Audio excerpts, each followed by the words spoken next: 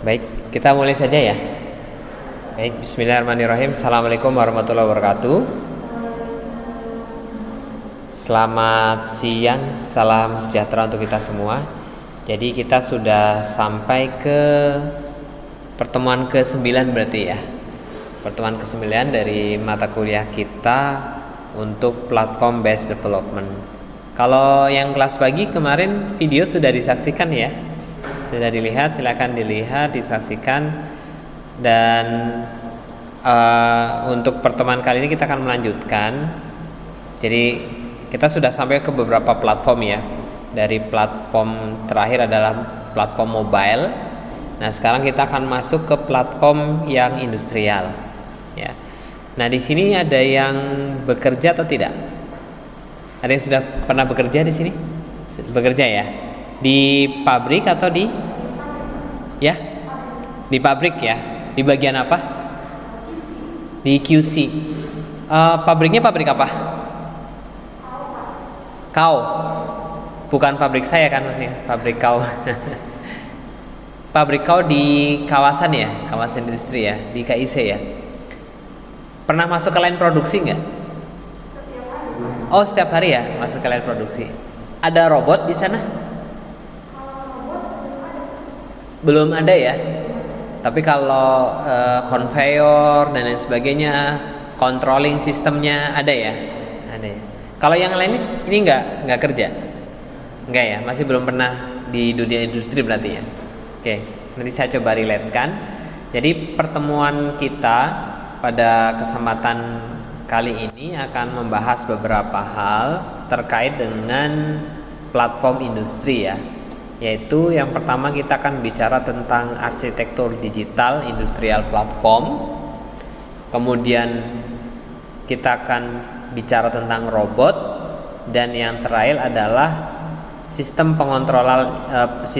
pengontrolan industri atau industrial control system. Jadi diharapkan ini nanti di pembelajaran kita ini mahasiswa mampu menjelaskan tipe-tipe platform dalam industri. Materinya tidak terlalu banyak ya, materinya simple, silakan Anda ikuti ya. Baik, pertama kali adalah arsitektur digital industrial platform itu seperti apa gitu ya.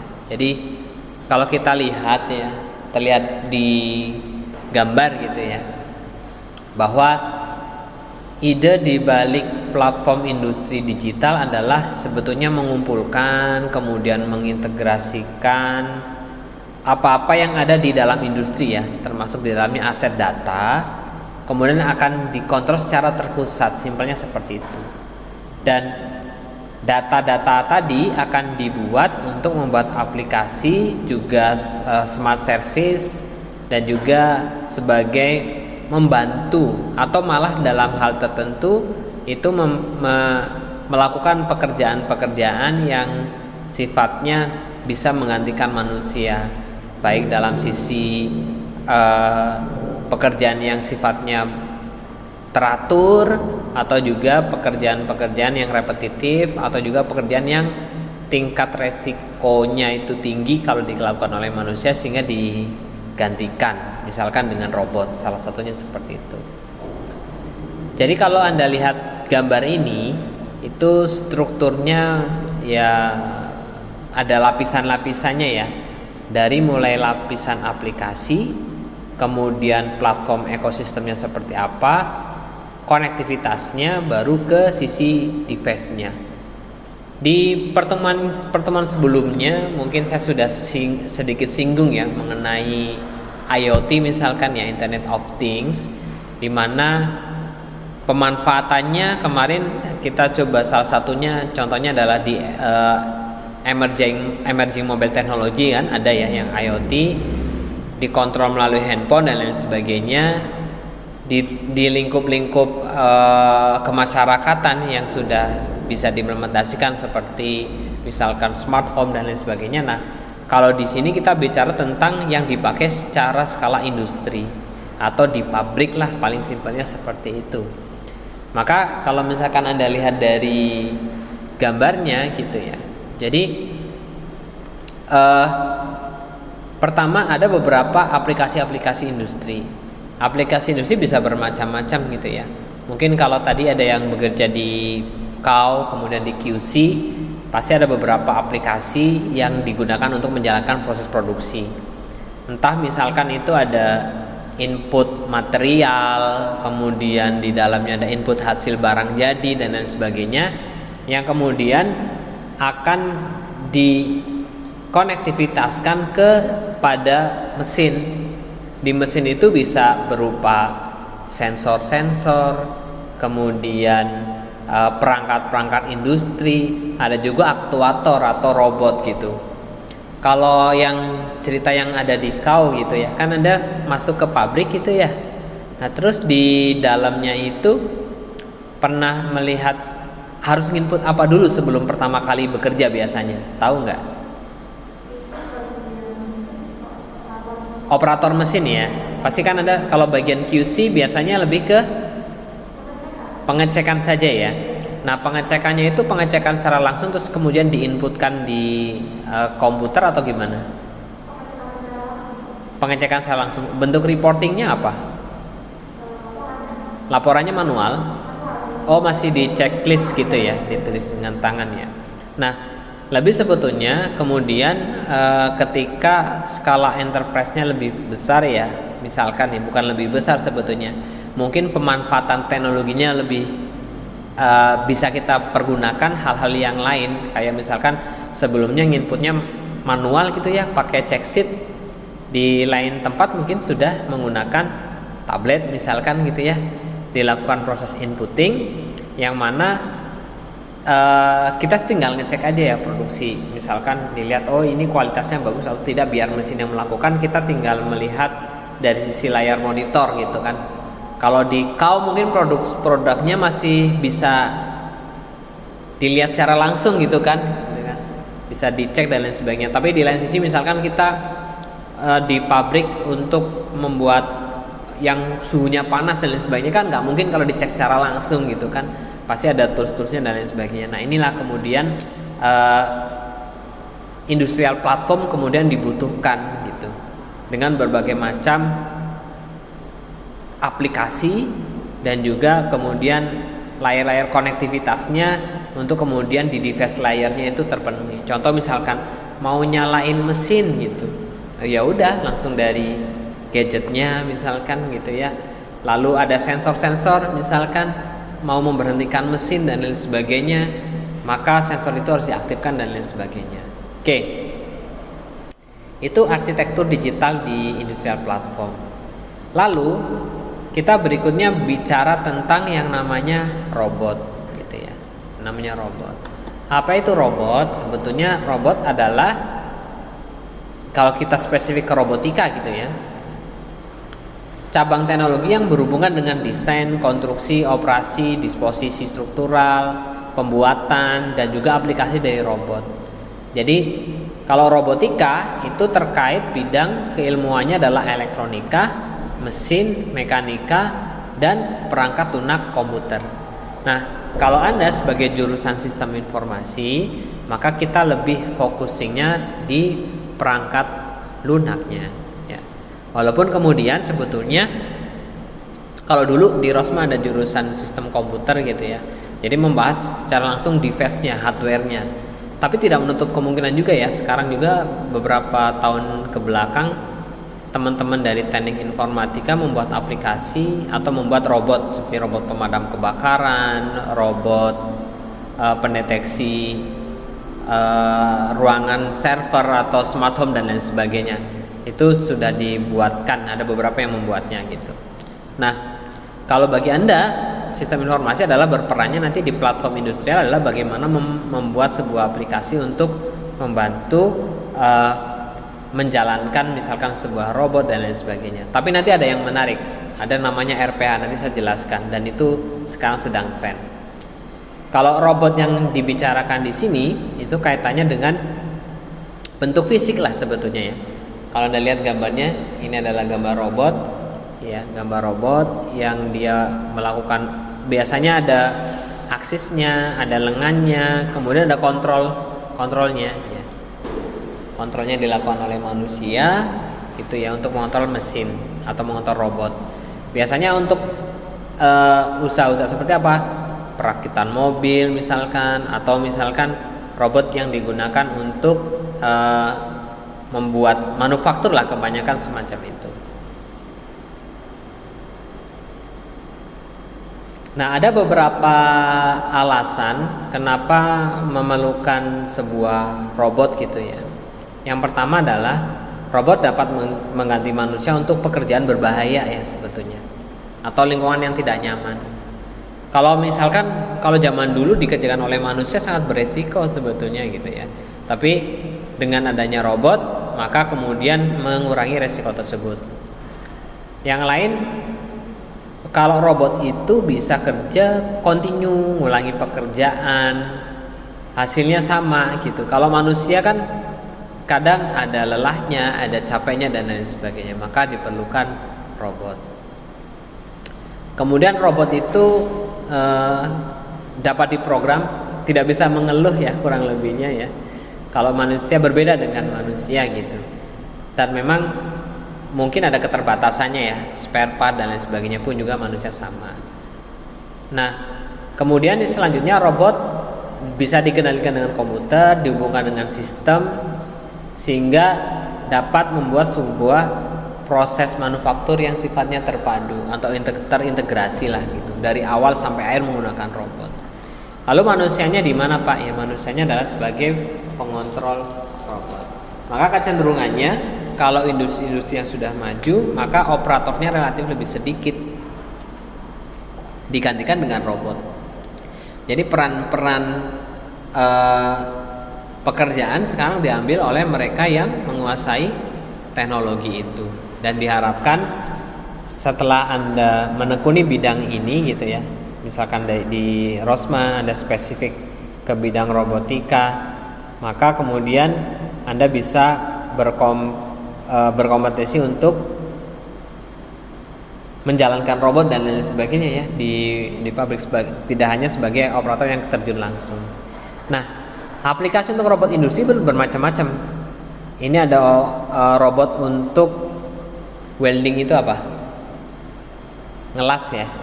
Robot untuk ngelas itu kan kalau dikerjakan oleh, kalau pakai robot kan lebih rapi, lebih terstruktur dan sebagainya. Lalu ada mesin semprot, spray. Jadi kalau nyemprot mobil gitu ya, contohnya itu bisa pakai robot. Kalau pakai manusia ada resiko apa? Ada resiko pernafasan dan lain sebagainya. Grinding, kemudian aplikasi yang butuh untuk rotasi, part handling atau transfer itu biasa pakai conveyor gitu ya, pakai conveyor untuk memindahkan barang. Lalu perakitan, sorting untuk part gitu ya. Lalu juga ada inspeksi ya, termasuk inspeksi juga sebetulnya bisa dilakukan oleh robot ya, kedepannya akan semacam itu. Dan sekarang pun sudah ada sebetulnya inspeksi oleh robot. Oke, ini adalah robot-robot yang sifatnya fisik. Memang kita sebagai jurusan sistem informasi tidak secara langsung punya peranan di sana. Nah, ini ada yang sebetulnya Anda bisa pelajari saat ini. Namanya adalah robotic process automation. Berbeda dengan robot yang tadi. Kalau robot yang tadi itu bentuknya dia secara fisik. Kalau yang ini adalah program. Dan ini sedang tren ya, sedang tren. Jadi dia bisa meniru aktivitas manusia di dalam komputer, tapi punya kecepatan dan akurasi hingga 100%. Akurasi semacam itu. Namanya bot RPA. Dia bisa login ke aplikasi, memasukkan data, kemudian kalkulasi, menyelesaikan tugas, dan akan logout dari aplikasi. Oke. Kalau Anda sebagai yang di QA tadi lah, atau siapapun yang Anda sudah pernah bekerja, ketika pertama kali buka komputer untuk input data, berarti pertama kan adalah buka komputer, kemudian buka aplikasi, input data di Excel, kemudian ngirim lewat email. Seperti itu kerjaannya, rutin setiap hari. Dengan RPA, contoh misalkan gini, tadi udah ada check sheet gitu ya, ada check sheet untuk quality gitu, dicek oke. Check sheetnya di scan, set. Kemudian setelah di scan, si robot akan membaca secara otomatis gitu ya. Scanan ini untuk kemudian dimasukkan ke Excel. Robot yang melakukan. Masukkan ke Excel, kemudian diperintahkan untuk ngemail. Diotomasi seperti itu, untuk ngemail. Berarti tidak ada lagi kerjaan rutin untuk melakukan proses input data hasil QA, contohnya seperti itu, atau data hasil QC tadi gitu ya. Jadi tinggal scan, robot yang melakukan. Jadi pekerjaan-pekerjaan yang repetitif kedepannya akan semakin bisa digantikan. Dan teknologi RPA ini sebetulnya itu baru mulai populer di sekitar tahun 2018-2019an. Jadi ini teknologi yang masih relatif baru, tapi Anda bisa cobain. Ya, saya harapannya sih nanti kita punya workshop soal RPA ya tersendiri gitu, karena ini sangat bagus gitu. Nah, RPA itu mengerjakan apa sih? Jadi RPA itu dia meniru aksi-aksi manusia yang sifatnya rutin, repetitif, lalu beroperasi di berbagai macam user interface. Contohnya dia di aplikasi gini. Kita biasa disuruh contohnya gini. Tolong dicek di internet, di Tokopedia, barang dengan nama Apple ID, terus Apple ID. Barang namanya apa misalnya? iPhone misalnya. iPhone 11.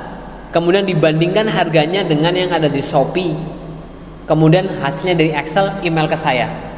Berarti Anda biasanya manual kan? Tapi dengan Anda menggunakan robotic process automation, Anda buat dulu di awal programnya. Setelah Anda jalankan.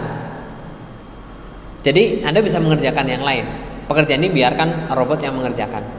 Robot dalam hal bukan robot ngetik secara langsung, tapi sistem yang mengerjakan sistem secara langsung gitu. Lalu ada memproses data yang terstruktur, bekerja secara kontinu dan punya akurasi yang tinggi gitu, karena dikerjakan oleh robot. Nanti saya akan tunjukkan ya, ada sebetulnya aplikasi otomasi namanya AutoIt gitu. Anda bisa coba di rumah.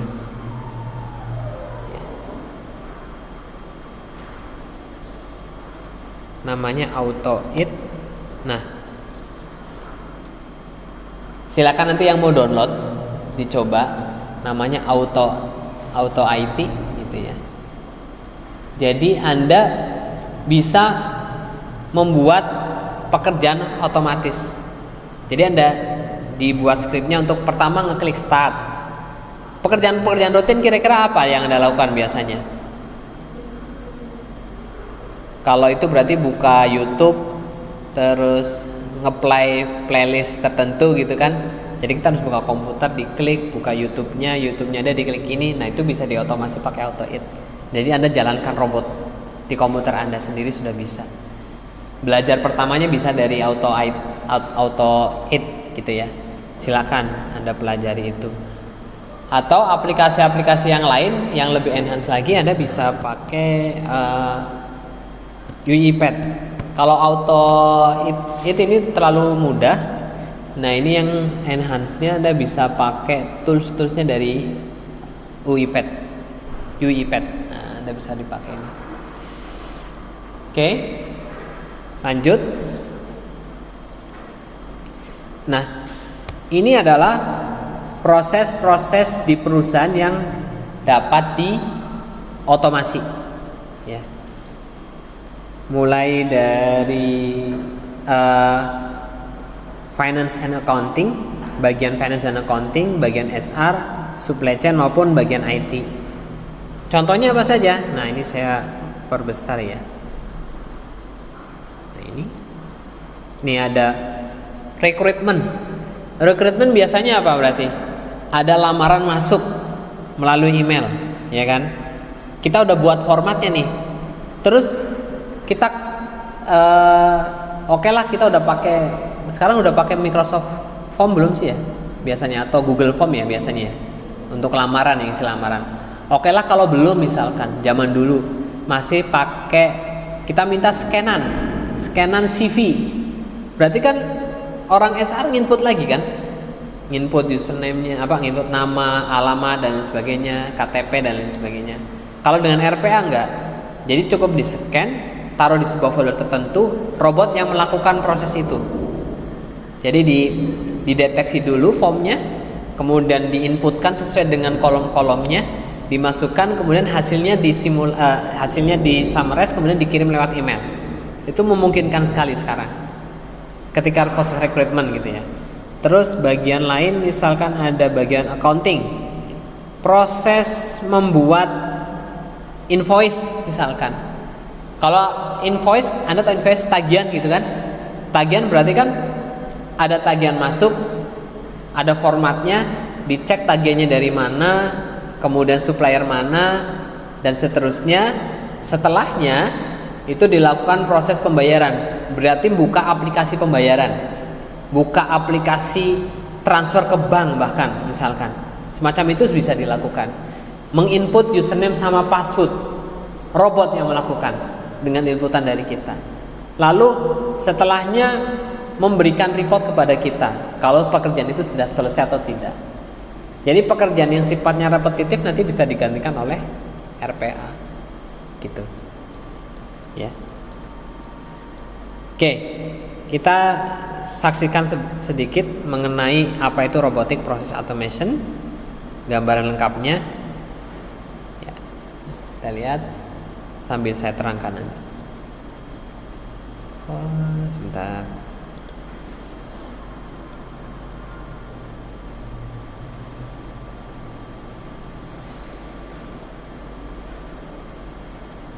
This is Jim. He is an accountant in a multinational company. He handles several invoices and other financial records like monetary transactions, liabilities, checks, and ledgers on a daily basis. One of his tasks is to copy all the relevant information sebentar, saya ini annotation-nya. From these invoices. Anotasinya saya lengin dulu. Nah, oke. Such as the name of the company, invoice ID, and data processing into a spreadsheet, jadi nggak kelihatan. and mail the sheet Saya ulangi along ya. with other financial reports. This is superiors, but he is an accountant in a multinational company. He handles several jadi invoices and other financial records like monetary Jadi transactions. ini orang dia liabilities, mengerjakan checks, invoice, and ledgers on a daily kemudian basis. One of his tasks is to copy melakukan all the pembayaran dan lain relevant sebagainya information gitu kan. from these invoices, Ceritanya seperti such itu. as the name of the company, invoice ID. Di dalamnya ada apa? Processing into a Nama. spreadsheet. Nah, ini kan ada file-file Excel Along gitu with kan. other financial accounts in a multinational company. Bentar. He handles several invoices and other. Ya kan? Dia bikin melalui Excel, kemudian dia dikirimkan. Ini pekerjaannya manual. Awalnya manual. Superiors by the end of the day. As any prompt Pas sudah akhir hari he transfers pas all the mau jam information to kerja the sheet, selesai kirim email attaches kan the seperti itu reports, and pekerjaannya. sends them over to his boss via email every day. But over a period, he starts finding this task to be time-consuming and repetitive. Butuh waktu kan? Frustrated, Makan Jim waktu. looks for a way to reduce the Bete lah time gitu kalau and misalnya effort it pakai. takes to Nah, complete the task. And voila! He stumbles across robotic process Nah, ini automation. kalau pakai robotic aka process automation, RPA. Using robotic process automation, he builds a simple bot that dia extracts membuat information from sebuah several invoices bot, into an Excel robot, sheet, attaches all yang the dia necessary akan financial reports, data-data and invoice sends itu them masuk over ke to his superiors Excel. via email at a specific time kemudian every dikirim day. ke So, email setiap what hari. exactly is robotic process automation? Robotic process automation, RPA, is the use of software with artificial intelligence. Dia sebetulnya adalah aplikasi capabilities software to handle high volume memanfaatkan repetitive artificial tasks intelligence that previously sebetulnya. required humans to perform. Ya. Some of these tasks include addressing queries, making calculations, Dia bisa maintenance of kalkulasi, records, buat and query, performing transactions. nyimpen di There folder are dan lain several sebagainya. misconceptions about RPA. RPA is not a humanoid Nah, robot. It dia is bukan not robot full secara langsung and maksudnya resembles kayak humans. orang gitu. RPA cannot replace humans or replicate human cognitive functions. Sebetulnya nggak It does secara not langsung have a brain of its berubah own. manusia sih, And ganti cannot manusia karena dia nggak bisa perform pikir. Tapi kalau yang kerjanya repetitif, yang berulang terus dia bisa RPA melakukannya. includes 4 crucial phases. 1. The planning phase typically Pertama, involves gathering kerjaannya ya, processes kalau to di the RPA itu automate, identifying kita membuat test dulu objects, tahapannya and mau ngapain finalizing aja. the Kayak pakai auto IT tadi kan ada tahu nih. Kita pekerjaannya pertama buka file Excel, kemudian kedua input, ketiga kirim email, contohnya seperti itu. Lalu kita mendevelop aplikasinya, kemudian kita ngetes, lalu dijalankan RPA-nya setiap hari. ensures that the product is continuously updated with smooth deployment across the user base. To meet the objectives of RPA, tools are used. These RPA tools are software applications that can configure tasks and automate them. Some of the popular RPA tools in the market are Nih, UiPath, beberapa Automation Anywhere, UiPath, Automation Anywhere, WorkFusion, and Redwood among others. Redwood. When it comes to Itu aplikasi-aplikasinya ya. Tadi disebutkan juga kan yang UiPath itu yang paling pertama-tama sebenarnya awal, ada Automatic Anywhere juga. Tapi yang paling mudah Anda pelajari itu UiPath. Karena dia ada akademinya. Gitu. Di internet dan gratis. Toolsnya pun gratis Anda bisa pakai. Oke. Selanjutnya kita akan bahas tentang industrial control system ya. Jadi kalau di awal kita sudah bicara tentang platformnya apa, kemudian kita bicara robot. Robot ada dua tadi, robot yang secara fisik, yang satu lagi sekarang yang lagi populer, robotic process automation, untuk mengerjakan proses-proses yang sifatnya iteratif atau yang berulang, repetitif ya, berulang. Kita pakai itu. Nah, dan sekarang kita perkenalkan untuk di industrial control system. Jadi di industrial control system, apa itu ICS? Ini adalah istilah yang digunakan untuk menjelaskan berbagai jenis sistem kontrol dan instrumen terkait yang mencakup baik itu perangkat, sistem, jaringan, kontrol untuk mengoperasikan proses industri gitu. Kalau Anda gambarkan, ini Anda lihat di sini, ini kira-kira gambar apa? Yang ini? Anda perhatikan ini gambar apa? Tahu nggak kira-kira ini apa? Ayo, ada yang bisa jawab? Jalur apa nih kira-kira? Ya, betul. Ini jalur kereta, dan di kereta api di stasiun-stasiun kita itu sudah memanfaatkan ini gitu. Jadi tahu mana jalur yang mau dibuka dan ditutup. Bayangkan kalau misalkan ini masih dikontrolnya secara manual, berarti kita datang zaman dulu ya, datang si tuasnya itu digeser. Zaman dulu semacam itu. Tapi kalau sekarang sudah dikontrol menggunakan komputer, pakai namanya SCADA. Jadi tinggal Anda melakukan proses pengecekan semacam ini di bagian stasiunnya. Anda kalau misalnya mau iseng, kalau suka naik kereta nggak? Pernah naik kereta nggak? Jarang ya. Yang suka naik kereta datang ke bagian kontrolnya, dia bisa ngelihat ini. Dia sekarang Karawang pun sudah pakai kalau nggak salah. Karawang udah belum ya? Udah kayaknya. Jadi bentuknya itu udah layar monitor. Kalau zaman dulu bentuknya masih pakai papan, kayak pakai bentuknya kayak lampu gitu, gambar lampu. Oh lewat sini, lewat sini. Kalau sekarang udah pakai komputer. Nah ini yang dilakukan proses kontrol jarak jauh, memanfaatkan komputer, mengecek dan kemudian bisa melakukan proses monitoring. Oh ini berarti ada kereta masuk nih, yaudah taruh di sini dulu. Oh kereta berikutnya taruh di sini, karena menunggu ada kereta yang akan jalan secara langsung, gitu kan. Makanya di stasiun kan ada beberapa jalur kan. Anda terakhir ke stasiun kapan? Sebelum corona ya. Apalagi sekarang stasiun Karawang lagi dibangun, sudah dibangun lagi kayaknya itu. Jadi ada beberapa jalur dan akan rapi dan bagus insya Allah tuh. Mungkin rel kereta kan ada 2 ya kalau yang di Jabodetabek, tapi di dalamnya itu bisa ada 4 jalur, 6 jalur karena untuk proses perpindahan ini. Dan ini yang dikontrol menggunakan sistem ya. Itu yang disebut sebagai industrial control system. Salah satunya namanya adalah SCADA, Supervisory Control and Data Acquisition. Nah ini SCADA, dia yang mengoperasikan semacam ini kereta. Kemudian apa lagi kira-kira? SCADA, ada traffic light dan lain sebagainya. Ada satu kejadian tapi uniknya adalah gini. Pembangkit listrik sekarang ya rata-rata sudah pakai SCADA. Terus apalagi ya, banyak lah industri yang sudah menggunakan SCADA. Tapi bahayanya ketika sudah kena hack. Ada satu film yang menampilkan kereta kena hack sehingga jalurnya diacak. Yang terjadi apa? Bahaya dong kan, jadi kecelakaan. Traffic light diacak karena sudah masuk ke jaringan internet. Ya memang itu kemudahannya gitu kan. Kemudahannya bisa dikontrol dan sebagainya, tapi ada kelemahannya ya, kelemahan di platform ini gitu. Nah, ini adalah segala sesuatu yang digunakan oleh di industri.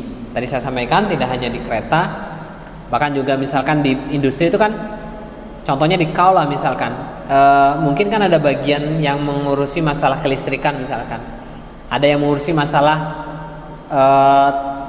tangki misalkan ya, tangki bahan bakar. Jadi dengan sistem yang mengontrol ini kita bisa tahu tangki itu sekarang sudah full berapa persen misalkan. Nanti dialirkan kemana. Jadi secara visual terlihat gitu. Oke. Nah, untuk menjaga agar supaya aman maka kita harus mempertimbangkan sisi-sisi konfigurasinya ya. Nah, konfigurasinya kurang lebih akan jadi seperti ini. Jadi di production itu biasanya kan ada bagian namanya PLC ya. PLC itu Programmable Logic Control. Jadi aplikasi untuk saklar on off lah, simpelnya seperti itu. Tapi dia bisa, kalau dulu rangkaian listrik kan dibuat gitu ya. Kalau sekarang sudah pakai namanya PLC yang akan memudahkannya nanti terkonek dengan robot juga gitu. Nah, kemudian ini dia terkonek ke jaringan dan di jaringan ini nanti ada masuk datanya ke SCADA server. SCADA yang tadi saya sampaikan, kontrol, bagian kontrol dikontrol oleh IT juga. Nah, makanya perlu dilindungi oleh namanya firewall. Supaya apa? Supaya dia terjaga dari serangan gitu. Bayangkan tadi ya, kalau SCADA-nya sudah diserang oleh hacker, yang terjadi sangat berbahaya karena industri bisa stop dan lain sebagainya. Oke. Dan ini juga bagian lain lagi, SCADA itu dari mana? Dia itu dikontrol di control room building, ya, bagian kontrol. Atau kalau yang di stasiun berarti dia ada di bagian kontrol di stasiun, di pusat pengendalinya kalau nggak salah seperti itu, ya. Lalu ini juga terhubung dengan yang namanya jaringan, terus ke PLC. PLC ini yang tadinya kemudian menggerakkan mekanikalnya yang ada di rel kereta, atau tadi PLC ini yang menghubungkan misalkan nih tangkinya mau dibuka sekian, dibuka berapa persen misalkan. Jadi dikontrolnya melalui PLC tadi. PLC connect ke SCADA dikontrol menggunakan monitoring gitu. Jadi orangnya nggak perlu datang, itu kan. Jadi ngontrol di pusat kendali. Yang paling simpel adalah yang di kereta api. Oke. Kurang lebih itu yang bisa saya sampaikan terkait dengan mata kuliah kita hari ini. Pekan depan kita akan membahas tentang robotik software dan arsitekturnya ya. Jadi kita akan lebih spesifik lagi ke robotik. Mungkin juga saya akan spesifik ke pengenalan langsung ke RPA ya. Kalau tadi sebenarnya kan ada robot yang secara fisik, mungkin saya bahas sedikit saja aplikasinya apa saja. Tapi kayak yang RPA kan itu sangat bermanfaat untuk Anda, akan saya lebih detailkan lagi di pertemuan pekan depan. Baik, terima kasih atas kehadirannya. Mohon maaf apabila dalam penyampaian ada kekeliruan. Billahi taufiq wal hidayah. Assalamualaikum warahmatullahi wabarakatuh.